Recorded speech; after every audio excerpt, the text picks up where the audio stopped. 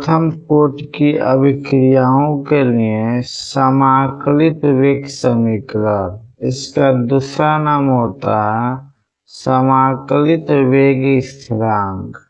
ठीक है, तो प्रथम कोटि की अभिक्रियाओं के लिए समाकलित वेग समीकरण कैसे ज्ञात करते हैं, इसके बारे में भी हम लोग क्या करेंगे, पढ़ेंगे।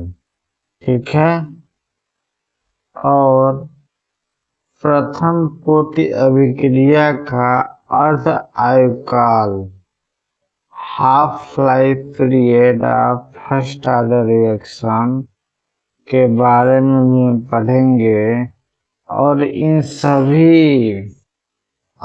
सभी के आधार पर हम लोग कुछ महत्वपूर्ण प्रश्न भी करेंगे। ठीक है ना, जितने भी प्रश्न होते हैं इसके आधार पे कि किस टाइप का पूछ सकता है, उसके आधार पे हम लोग प्रश्न भी करेंगे। तो बने रहे वीडियो के अंत तक। और चलिए शुरुआत करते हैं पहले टॉपिक से। देखिए, यहाँ दिया हुआ है प्रथम कोटि की अभिक्रिया, फर्स्ट ऑर्डर रिएक्शन किसे कहते हैं। यहाँ पर बताया गया कोई रिएक्शन है जो प्रथम कोटि की अभिक्रिया का रिएक्शन है। यहाँ आर बताया गया, मतलब आर का मतलब होता है रिएक्टेंट। रिएक्टेंट का हिंदी का अर्थ होता है अभिकारक, जो बदल रहा है टी में, मतलब प्रोडक्ट, जिसे उत्पाद भी कहते हैं। अभिकारक किसे कहते हैं कि ऐसे पदार्थ जो अभिक्रिया में भाग लेते हैं। जैसे दो या दो से अधिक पदार्थ आपस में अभिक्रिया करेंगे तभी उत्पाद बनेगा। तो अभिक्रिया में जो भाग लेता है उसे अभिकारक बोलते हैं। और अभिक्रिया के पश्चात जो हमें कोई भी पदार्थ बनता है उसे हम लोग उत्पाद बोलते हैं। ठीक है, तो यहाँ पर दिखाया गया है कि जो मान लीजिए इस अभिक्रिया का जो वेग या दर है, जिसे आर से दिखाते हैं, इक्वल टू के, यहाँ पर नियतांक है, वह अभिकारक मतलब आर की सांद्रता को दिखाते हैं बड़े ब्रैकेट से। ना आर की सांद्रता पर घात एक को दिखाया गया। एक का मतलब होता है प्रथम, ये बताया गया प्रथम कोटि का अभिक्रिया होता है। अब ये कैसे आया है इसके बारे में भी हम बता रहे हैं। चलिए सबसे पहले पढ़ लेते हैं इसका डेफिनेशन। दिया हुआ है कि ऐसी अभिक्रिया जिनका वेग, ऐसी अभिक्रिया कोई अभिक्रिया जिनका क्या वेग अभिकारक अणुओं की सांद्रता की केवल प्रथम घात पर निर्भर करता है, प्रथम कोटि की अभिक्रिया कहलाती है। जैसे इसका मतलब क्या हुआ आपको हम समझाते हैं। जैसे किसी भी परिवार में 5 से 6 लोग होते होंगे। मान लीजिए कोई परिवार है जिसमें 6 लोग हैं, मम्मी पापा और उनके बच्चे। तो उस परिवार का जो खर्चा चलता है वो सब किसके आधार पे है, पापा के आधार पे है। ठीक है, पापा के द्वारा ही हम लोग अच्छा भोजन करते हैं।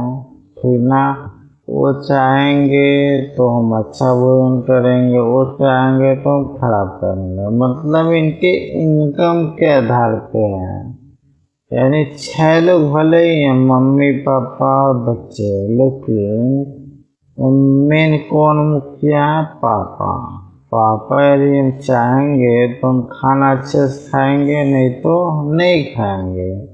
तो यहाँ पे जो अभिक्रिया की दर है, यानी जो खाने का खाने का क्राइटेरिया कि हम लोग कैसा भोजन करेंगे वो किसके आधार पे है? पापा के आधार पे। ऐसे जब ये अभिकारक अणु अभिक्रिया में भाग लेते हैं, एक तो होते नहीं है, कई सारे इनकी सांद्रता में कई सारे होते हैं विकारक। तो उनमें से एक अभिकारक ऐसा होता है जो उत्पाद बनने के लिए क्या होता है, उत्प्रेरित करता है, मतलब उत्पाद बनता है। तो अभिकारक अणु में कोई ऐसा एक अणु होगा जो अभिक्रिया में क्या होता होगा, भाग लेता हो, लेकर क्या बनता होगा, उत्पाद बनाता होगा। तो यहाँ पर दिखाया गया क्या कि ऐसी अभिक्रिया जिनका वेग अभिकारक अणुओं की सांद्रता की केवल प्रथम घात पर निर्भर करता है ना, एक ही घात पर निर्भर करेगा, बाकी किसी घात पर निर्भर नहीं करेगा, तो उसको प्रथम कोटि की अभिक्रिया कहते हैं। ठीक है, इसे यहाँ पर दिया हुआ अथवा करके कि ऐसी रासायनिक अभिक्रिया जिसका वेग अभिकारक अणुओं में से केवल एक अणु की सांद्रता पर निर्भर करता है, प्रथम कोटि की अभिक्रिया कहलाता है। सुना, कितने सांद्रता पे? केवल एक सांद्रता, अभिकारक अणुओं में से केवल एक अणु की सांद्रता पे कितने यहाँ पे सांद्रता लिया गया अभिकारक अणु का, इस पे कोई डिपेंड नहीं करता, इस पे कोई डिपेंड नहीं करता, वो सिर्फ एक ही सांद्रता पर निर्भर करता है जो उत्पाद बनता है। ठीक ना, यहाँ पे एग्जाम्पल में आप लोग को दिखाया गया है कि एथीन का हाइड्रोजनीकरण, जब एथीन का हाइड्रोजनीकरण होता है, जैसे C2H4 को एथीन बोलते हैं, हाइड्रोजनीकरण मतलब होता है हाइड्रोजन का जुड़ना, बनता एथेन। ठीक ना, इस टाइम जब अभिक्रिया का जो वेग होता है ना, वो अभिकारक जो अणु की जो सांद्रता होती है वो प्रथम घात पे निर्भर करता है, बाकी इस पे घात पे निर्भर नहीं करता। ठीक ना, चलिए ये था क्या, प्रथम कोटि की अभिक्रिया की ऐसी अभिक्रिया जिनका वेग अभिकारक अणुओं की सांद्रता की केवल प्रथम घात पर निर्भर करता है, प्रथम कोटि की अभिक्रिया कहलाती है।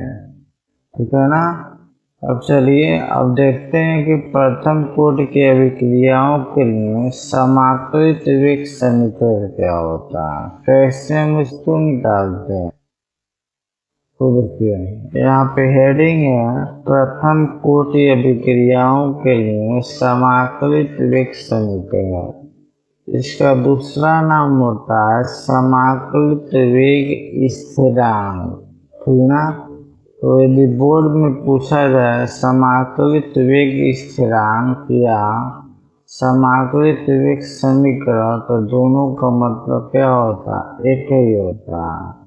ठीक ना, चलिए समझते हैं अब कैसे इसे हम लोग निकालेंगे। ठीक ना, चलिए देखिए, माना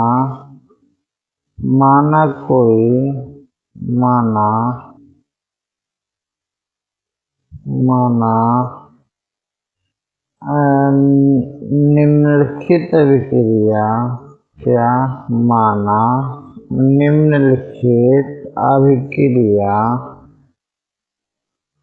माना निम्नलिखित अभिक्रिया, ठीक है,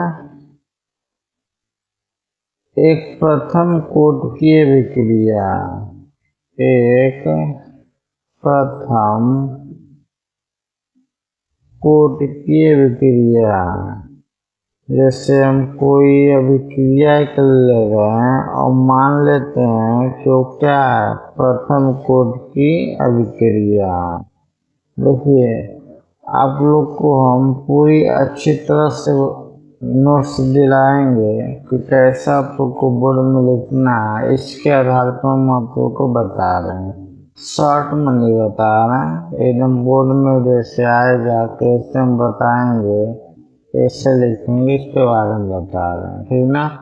तो माना निम्नलिखित अभिक्रिया प्रथम कोटि की क्या है अभिक्रिया, जैसे यहाँ पे कोई अभिक्रिया है रिएक्टेंट किसमें बदल रहा है, प्रोडक्ट में, ठीक ना। और देखिए प्रथम कोट की डिफिनेशन के अनुसार प्रथम कोट की परिभाषा से, तो देखिए अभिक्रिया के दर क्या होता है आर, ठीक ना।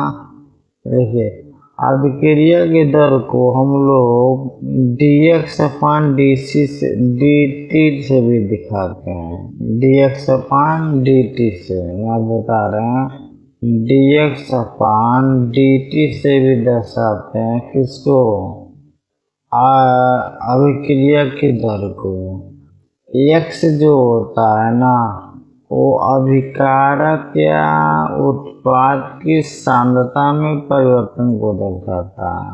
जैसे हम लोग हेडिंग पढ़े थे पहले, अभिक्रिया को किसे कहते हैं, एकांक या इकाई समय में, एकांक या एकांक या इकाई समय में, डी जो होता है छोटे समय के लिए होता है, इकाई या एकांक समय में अभिकारक या उत्पाद की सांद्रता में होने वाला परिवर्तन ही क्या कहलाता है, अभिक्रिया कभी कहलाता है। तो उसे dx/dt से भी दर्शाते हैं। तो हम लोग लिख सकते हैं x का मतलब अभिकारक की सांद्रता, तो r की सांद्रता, ठीक है, बटा dt, ठीक ना। और यहाँ पे हम लोग माइनस लगा देते हैं, माइनस इसलिए क्योंकि जो अभिकारक की सांद्रता होगी, जब अभिकारक और आपस में मिलकर उत्पाद बनाएंगे तो इनकी सांद्रता में कमी आएगी और उत्पाद की सांद्रता में वृद्धि होगी। अगर कमी आता तो उसको माइनस से दर्शाते हैं। दूसरा हम क्या कर सकते हैं, डिफिनेशन के अनुसार के आर की सांद्रता पे क्या लिख सकते हैं, ये लिख सकते हैं, ठीक ना। देखिए इसको हम लिख सकते हैं माइनस डी आर की सांद्रता अपान डी टी बराबर होगा कि और किसी भी अक्षर या किसी भी लेटर के ऊपर 1 घात होता है तो वही संख्या हो जाता है आर की सांद्रता, ठीक ना। अब फिर ये गुणा कर लेंगे, ये यहाँ पर कर लेंगे, इसको इधर कर लेंगे, तो माइनस डी आर की सांद्रता अपान डी इधर आ जाएगा, आर बराबर के इधर रहेगा और डी टी क्या होगा उधर चला गया, के डी टी, ठीक ना। इसको मान लेते हैं समीकरण 1, क्या मान लेते हैं, समीकरण 1, जहाँ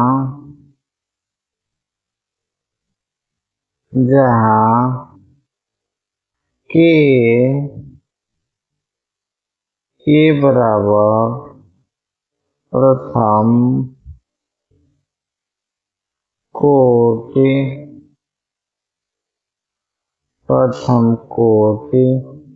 अभिक्रिया, प्रथम कोटि अभिक्रिया का वेग स्थिरांक। प्रथम कोटि अभिक्रिया तो क्या है, वेग स्थिरांक है, ठीक ना।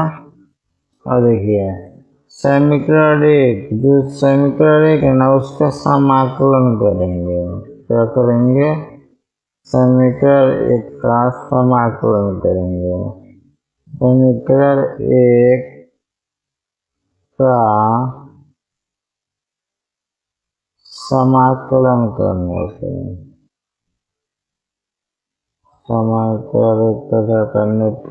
समाकलन करने पर, ठीक ना।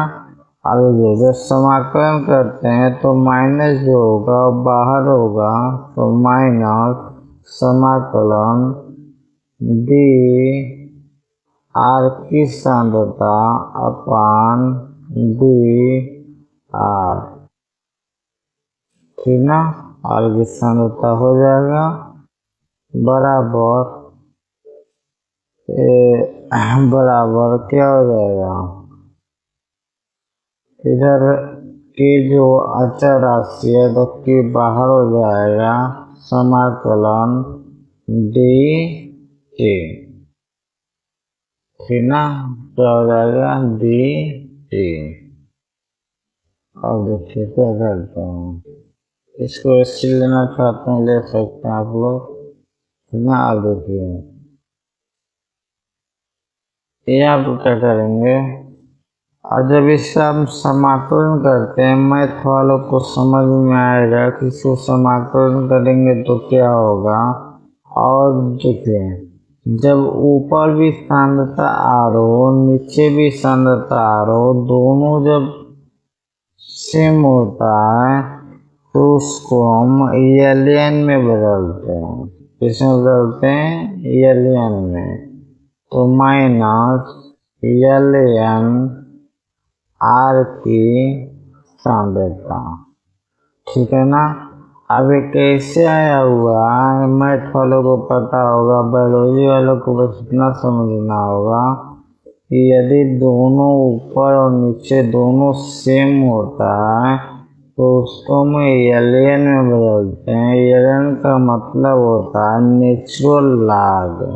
एलियन का मतलब क्या होता है, नेचुरल लॉग होता है, बराबर, ठीक ना, के चूँकि टी के सापेक्ष से समाकलन हो रहा है तो के टी हो जाएगा, प्लस एक स्थिरांक लगाते हैं, मान लेते हैं यहाँ पे सी, जहाँ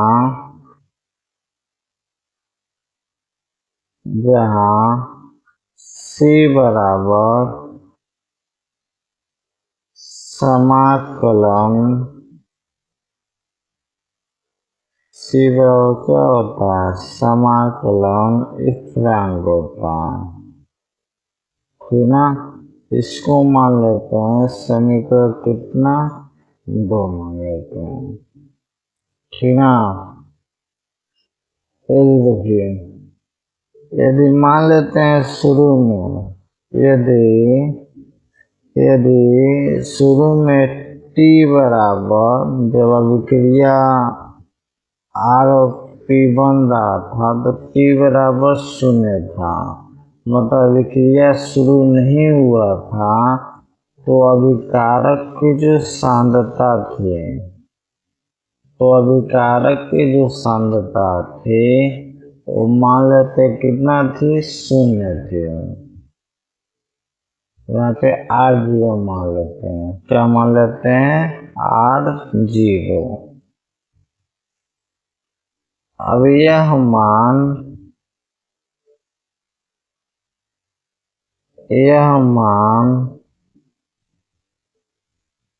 समीकरण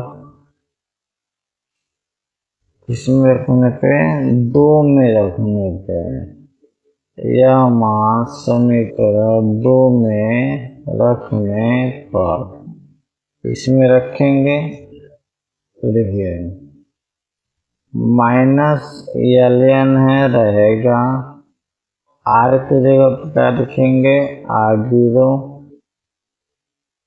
तो आर 0 हो गया बराबर यहाँ के टी के जगह पर क्या है 0, तो के गुरु 0 प्लस क्या सी, तो माइनस एल एन आर की सांद्रता 0 बराबर इसका मान 0 हो जाएगा, तो क्या हो जाएगा सी हो जाएगा। सी बराबर कितना इतना। अब सी का मान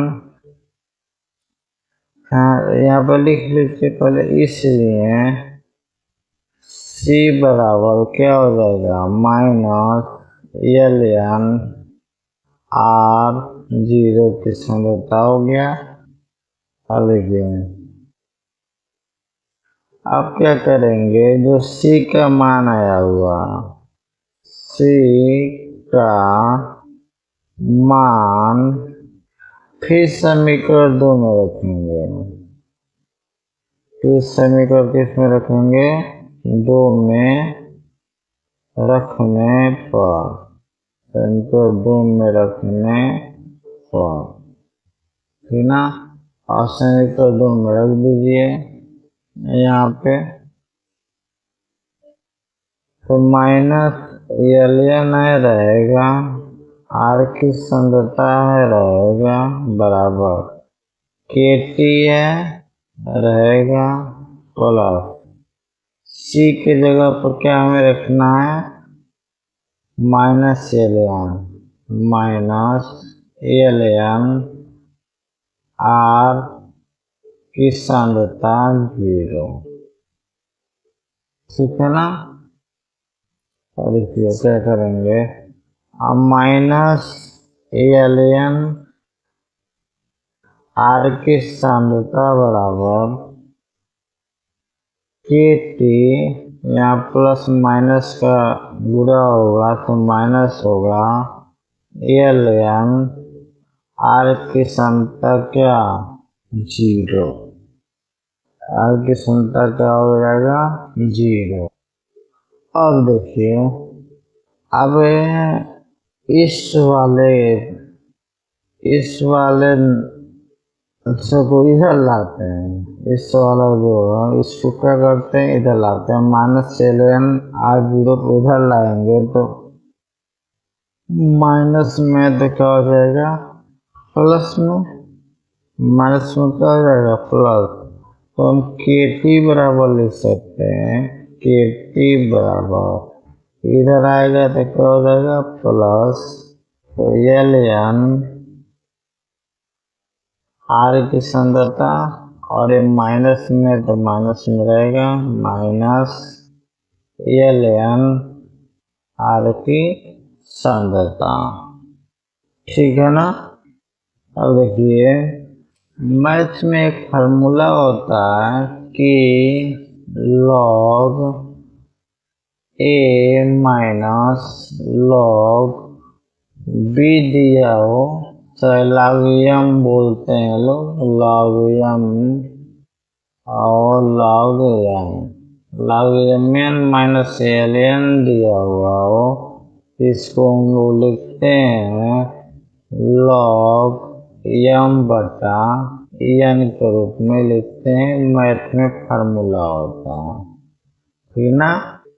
तो यहाँ पे मान लेते हैं, यहाँ पे लॉग दिया हुआ है, यहाँ पे m है, यहाँ पे क्या है n है, तो माइनस में तो इसको डिवाइड में लिखेंगे, तो के टी बराबर हो जाएगा, दोनों में एल एन है ना, एल एन हो गया आर 0 आर की सांद्रता 0 अपन क्या आर एम है और एन है, कहाँ से है L M minus L N से, इसको डिवाइड के लिखते हैं ठीक ना। अब देखिए के टी बराबर क्या लिखेंगे, देखिए चूंकि यहाँ पर लिख लेंगे चूंकि जो एलियन का मान होता है, नेचुरल लॉग का जो मान होता है ना, वो होता है 2.303 लॉग बेस 10। ये क्या होता है? एलियन का मान होता है। एलियन का क्या होता है? वैल्यू होता है 2.303 लॉग क्या 10। ठीक ना? अब देखिए, यही मान अब क्या करेंगे हम लोग यहाँ पे रखेंगे। ठीक ना? तो क्या हो जाएगा? KT बराबर एलियन को जब क्या रखेंगे 2.303 लॉग 10 बेस। ठीक है, ऊपर हो जाएगा R की सांद्रता 0 अपन क्या R। ठीक है ना? तो एक फार्मूला आपका यहाँ से जाएगा, ये हो गया समाकृत समीकरण, इसी को बोलते हैं। दूसरा T को इधर लाते हैं तो K बराबर हो जाएगा 2.303/T लॉग 10 बेस R की सांद्रता 0 अपन क्या R। तो दूसरा फॉर्मूला यहाँ पर जाएगा। ठीक है ना? अब देखिए, अब क्या करते हैं, कभी कभी होता क्या कि जैसे कि यहाँ पर मान लेते हैं जो प्रारंभिक सांद्रता है, यहाँ मान लेते हैं माना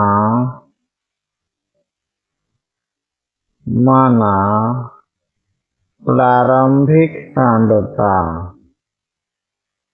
माना प्रारंभिक सांद्रता, तो हमने क्या शुरू में लिया था सांद्रता? कैपिटल आर लिया तो ना। सांद्रता क्या था? विकारक के लिए सांद्रता यही था, प्रारंभिक सांद्रता आर था। इसको मान लेते हैं हम कि ए है। क्या मान लेते हैं? ए है। ठीक ना? तो अंतिम सांद्रता क्या हो गई? तो अंतिम सांद्रता क्या होगी? अंतिम सांद्रता को हम लोग मान लेते हैं क्या है? नहीं, प्रारंभिक सांद्रता R0 था ना, अंतिम सांद्रता R हो जाएगा। ये हो जाएगा A माइनस एक्स। क्या हो जाएगा? A minus x. अब दिमाग में आ रहा हुआ कहाँ से आया हुआ, दोस्तों बताते हैं कि कहाँ से आया हुआ, इसके बारे में बताते हैं। देखिए, इसलिए मान लेते हैं R बन रहा है किसमें? T में। ठीक ना? तो मान लेते हैं इसकी जो प्रारंभिक सांद्रता थी वो क्या थी? R0 थी। तो यहाँ प्रोडक्ट एक भी नहीं बना हुआ। ठीक है, समझिएगा बात को। इसकी सांद्रता हम मान लेते हैं, नहीं, इसकी सांद्रता इसको मान लेते हैं शुरू में क्या ए मान लेते हैं, तो इसका मान क्या हो जाएगा? 0। अब हम इसकी सांद्रता जो है प्रारंभिक सांद्रता मान लेते हैं कि अभिकारक जो है वो प्रोडक्ट बनाना शुरू कर दिया। तो मान लेते हैं प्रोडक्ट जो बना है वो x बन गया। ए में से कितना बन गया? x। तो हमें इसका मान निकालना रहेगा। तो शुरू में कितना था? ए था, कितना निकल गया? x। तो माइनस एक्स लिख सकते हैं कि नहीं लिख सकते हैं? तो यहाँ पे आया हुआ A माइनस एक्स। ते ही मान रख देंगे ऊपर, तो यहाँ पे लिख देंगे k बराबर 2.303 अपान t log 10 बेस, ऊपर हो जाएगा a upon a minus x, ठीक है ना। एक फार्मूला ए हो जाएगा, इसी के बेस पर हम लोग सवाल लगाएंगे। जहाँ जो यक्स होता है ना, जहाँ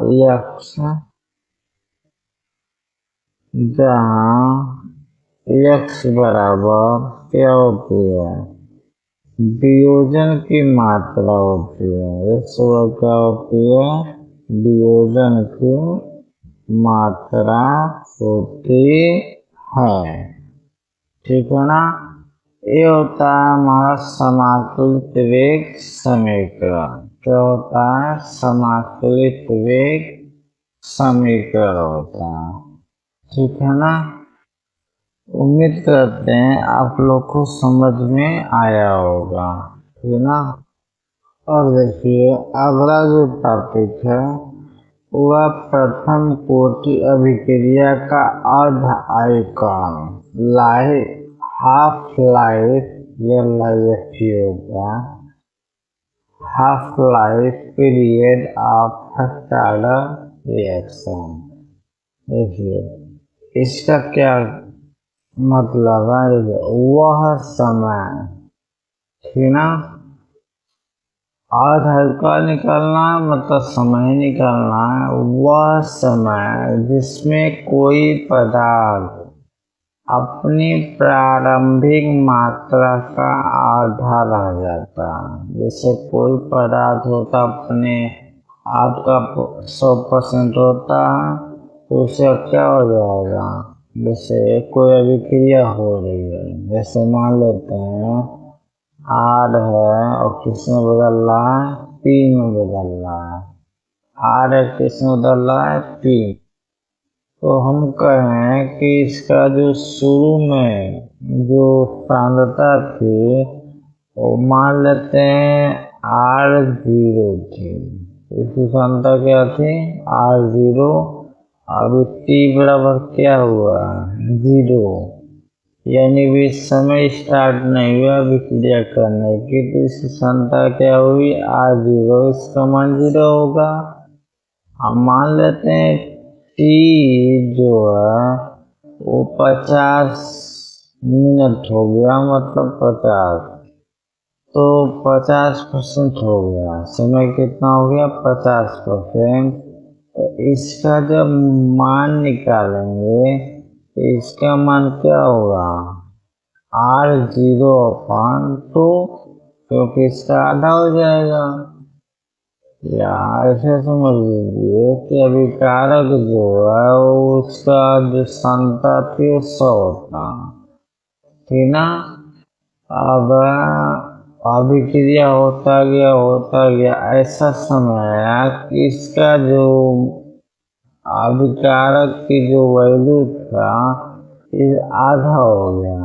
ऐसा समय आया जिस पर अभिकारक की वैल्यू क्या उतना हो गया, आधा हो गया।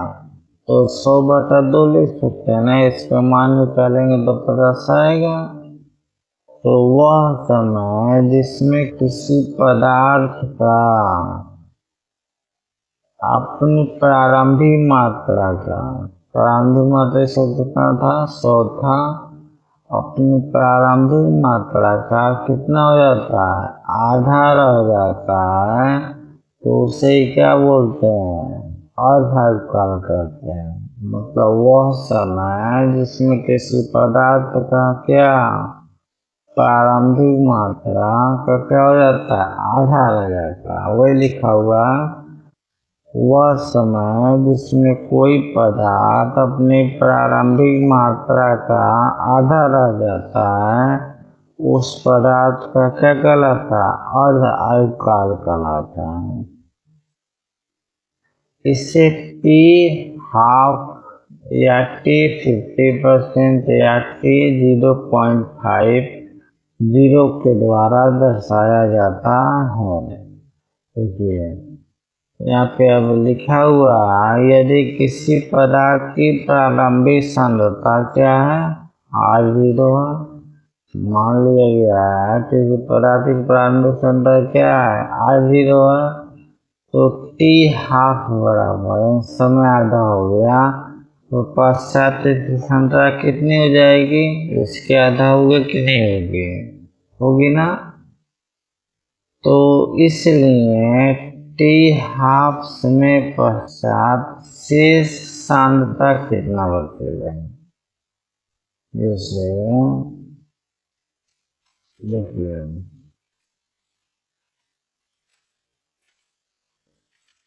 तो यहाँ पर हम लिख सकते हैं, अब मान लेते हैं जो शेष सांद्रता है वो R0 है, R है, तो बराबर हम लिख सकते हैं R0 माइनस R0/2। अब ये समझ में नहीं आ रहा होगा आया कैसे, देखिए हम बता रहे हैं, जैसे क्या बताया गया कि प्रारंभिक सांद्रता, हमारी प्रारंभिक सांद्रता कितनी थी, प्रारंभिक सांद्रता R0 थी, ठीक ना। हम ऐसे समझाते हैं, जैसे मान लीजिए शुरू में हमने लिया 100, ठीक है ना। अब t हाफ समय बाद कितना हो गया 100/2 हो गया, हुआ ना।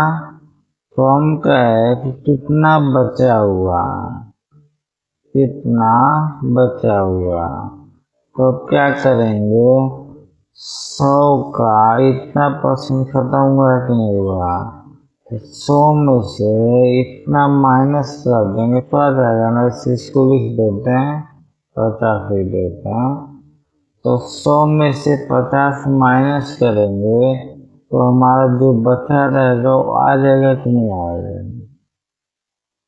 जैसे मान लेते शुरू में हमारे पास कितना था 100 था, सांद्रता कितनी थी 100 थी, अब t हाफ यानी आधे समय के बाद सांद्रता कितनी हो गई 50 हो गई, तो पूछ रहा कितना बचा हुआ है, तो 100 में से 50 माइनस करेंगे तो भी बचेगा।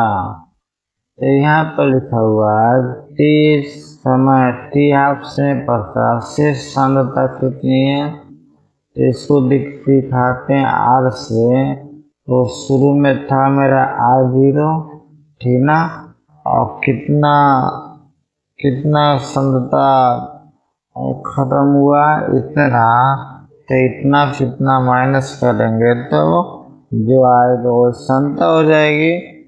तो जब इन दोनों को घटाएंगे तो इतना आएगा, R की सांद्रता 0/2, तो कैसा है पता है ना, तो मान लीजिए दिया हुआ R माइनस R की सांद्रता बाई 2, इसका एलसीएम ले लेते हैं, तो एलसीएम लेंगे तो 2 हो जाएगा, 2 का गुणा होगा यहाँ पे, ठीक ना, तो 2R की सांद्रता माइनस क्या R0 होगा कि नहीं होगा, तो यहाँ पर क्या हो जाएगा 2 यहाँ भी होगा 2 यहाँ भी होगा, तो यहाँ पे दोनों कट करके तब यहाँ पर हो जाएगा R0 कितना हो जाएगा 2 हो जाएगा, यहाँ पे R0 है ना R0, तो 2R में से 1 आ जाएगा, तो यहाँ बच जाएगा R0/2 कितना 2 आ जाएगा, तो यहाँ पर दिया R0/2। अब इन मानों को प्रथम कोटि की समाकलित विवेक समीकरण में रखेंगे। अभी हम लोग पढ़े हैं समाकलित विवेक समीकरण कितना था, अभी हम लोग पढ़े हैं समाकलित विवेक समीकरण क्या था, समाकलित विवेक समीकरण जो था वो था के बराबर 2.303, ठीक है। यहाँ पे टी था तो यहाँ पर टी हाफ कर लेंगे, फिर log 10 बेस था, log 10 बेस लगाइए, ना लगे बात वही है, R0 अपान R0/2। देखिए हम चित्र आप लोग को बता रहे हैं, चित्र ए था के बराबर 2.303/t log 10 बेस R0 की सांद्रता अपन क्या R, ठीक है ना।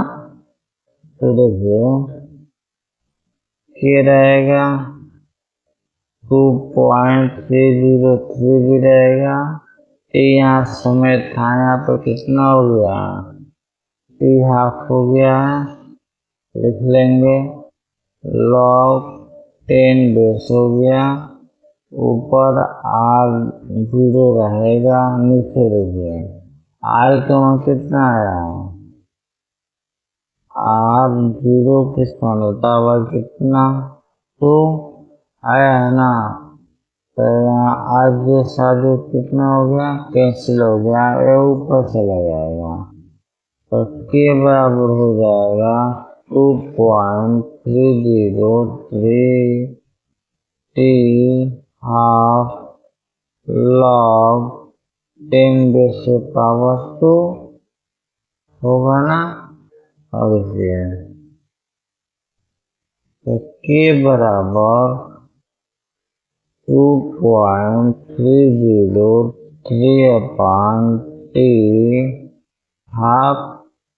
अब जब किसी पे ऐसे रहता ना log 10 पे पावर 2 घात, तो 2 शुरू में रहता है, तो इसको लिखते हैं 2 log 10 बेस, और log 10 बेस का मान होता है, log 10 बेस का मान होता है 1। तो इसको हम लिख सकते हैं गुणे 2 शुरू में आ गया, गुणे log 10 बेस। अब इसका मान कितना हो जाएगा, 1 हो जाएगा, फिर इन दोनों को मल्टीप्लाई करेंगे तो इतना आएगा। देखो कितना आंसर आएगा, इतना आंसर आएगा। तो फिर log 2 का मान होता है, यहाँ पर 2 फिर पॉइंट हो जाएगा, log 2 हो जाएगा, तो इतना मान आ जाएगा इसका, ठीक ना। और गलती हो गया, गलती ये हुआ कि जब log 10 पे बेस, जैसे यहाँ log है ना, 2 ऊपर जाएगा तो log 2 होगा, log 10 पे बाद बेस 2 होगा। और जब ऐसे होता log 10 to the power 10 पर घात 2, तो 2 शुरू में आता है, और log 10 पे बेस 10 पर घात का मान 1 होता है, ठीक ना। लेकिन यहाँ पर आया क्या है, log 10 पे बेस कितना 2 आया हुआ, इसका वैल्यू होता है 0.3010। इन दोनों का जब मल्टीप्लाई करते हैं तो हमारा आता है इतना आंसर, ठीक ना। तो इसके बेस पे हम क्या करेंगे, सवाल लगाएंगे। तो चलिए चलते हैं अब सवाल की तरफ, तो ऐसे सवाल को लगाएंगे। तो देखिए यहाँ पे पहला प्रश्न जो दिया हुआ है, वो दिया हुआ कि एक प्रथम कोट की अभिक्रिया के लिए। देखिए प्रश्न को अच्छे से समझिएगा, यदि आप प्रश्न कह क्या रहा है, यदि आप ये समझ जाते हैं तो आपके लिए सवाल लगाना बहुत ईजी हो जाता है, ठीक ना।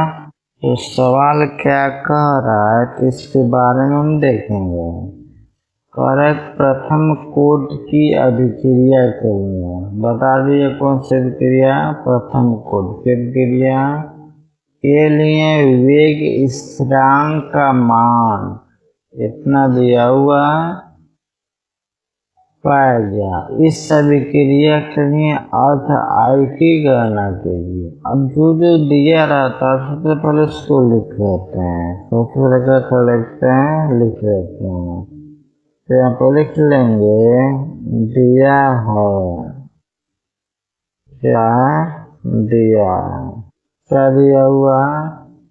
वेग स्थिरांक का मान दिया हुआ है। दिया क्या? वेग स्थिरांक। अब वेग स्थिरांक को दर्शाते हैं किससे? कैसे दर्शाते हैं? पता है समाकलित वेग समीकरण भी हम लोग ज्ञात किए थे। तो के बराबर दिया हुआ 5.5 गुणे 10⁻⁻14 ठीक ना, सेकेंड इनवर्स। एक ही का मान दिया हुआ। अब अर्धकाल की गणना कीजिए। तो हमें ज्ञात क्या करना है? अर्ध आय ज्ञात करना। और अर्ध आय को दिखाते हैं किससे?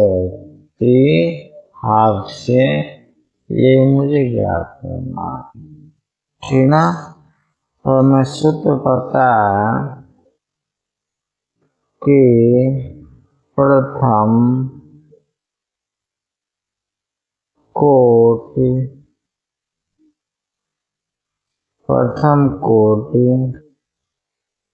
की अभिक्रिया के लिए, प्रथम कोटि की अभिक्रिया के लिए देखिए अर्धाई को ज्ञात करना है। तो हमको सूत्र ज्ञात था के बराबर क्या था? 0.693 अपॉन टी हाफ था ना, टी हाफ। या इसको ऐसे भी लिख सकते हैं, टी हाफ इधर हो जाएगा तो मुझे टी हाफ निकालना है। तो टी हाफ बराबर 0.693 अपॉन के। तो यहाँ के का वैल्यू दिया हुआ है तो रख लेंगे। के बराबर 0.693 अपॉन 5.5 गुणे 10⁻⁻ कितना? 14, ठीक है ना। अब आप लोग इसका जब मल्टीप्लाई करेंगे सेकेंड इनवर्स है, इसका जब आप लोग मल्टीप्लाई करेंगे तो आंसर हो जाएगा 1.26 गुणे 10⁻13। 10⁻13 कितना हो जाएगा? 13 सेकेंड हो जाएगा, ठीक ना। इसको आप लोग मल्टीप्लाई कर लीजिएगा क्योंकि मल्टीप्लाई करने में समय लगेगा। तो आप लोग इसको मल्टीप्लाई कर सकते हैं आसानी से, ठीक है ना। चलिए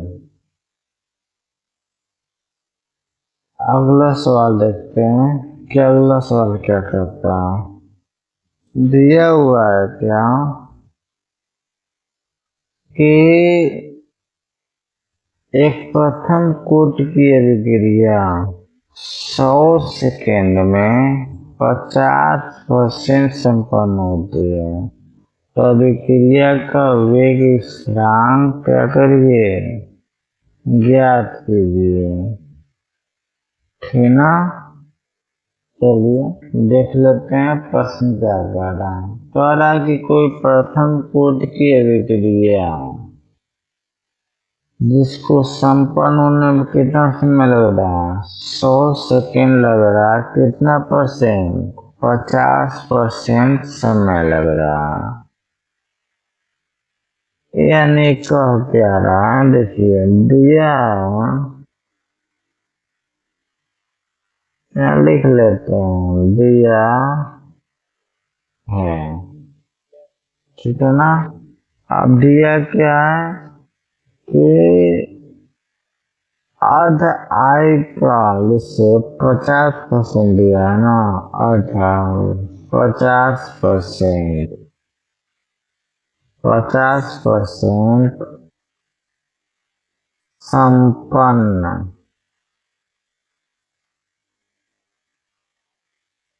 होने में लगा समय। अब ये अब समय को हम टी से दिखाएंगे तो टी हाफ से दिखाएंगे, क्योंकि यहाँ पर कितना परसेंट हो रहा संपन्न? 50%। यानी समय कितना लगेगा? आधा लगेगा ना। तो इसको समय को दिखाएंगे जिससे टी हाफ से दिखाएंगे। इसे दिखाएंगे टी हाफ। और टी कितना सेकंड लग रहा है? 100 सेकंड लग रहा है। समझ में आया? देखिए प्रथम कोटि की क्रिया जिसे 100 सेकेंड में 50% संपन्न होता है, यानी टी हाफ का मान कितना दिया हुआ है? 100 सेकेंड दिया हुआ है, ठीक है ना। अब देखो, और अभी कह रहा है कि वेग स्थिरांक का मान ज्ञात कीजिए, यानी के का मान मुझे क्या करना है? ज्ञात। अब दिमाग में ये आ रहा होगा कि हम डायरेक्ट फार्मूले पर रखकर निकाल सकते हैं। किस वाले पे? जो हमारा फार्मूला था क्या, प्रथम कोटि क्रिया के लिए के बराबर 0.693 अपान के, है ना। तो यहाँ पे हम लोग लिख सकते हैं 0.693 अपान आपका मान कितना दिया हुआ? 100, ठीक है ना। तो के बराबर कितना हो जाएगा? अब देखिए ऊपर 693 हो जाएगा, बटे नीचे 100 था, दशमलव हटाएंगे 3 तो 3 जीरो और ऐड हो जाएगा, ठीक है ना। अब भाग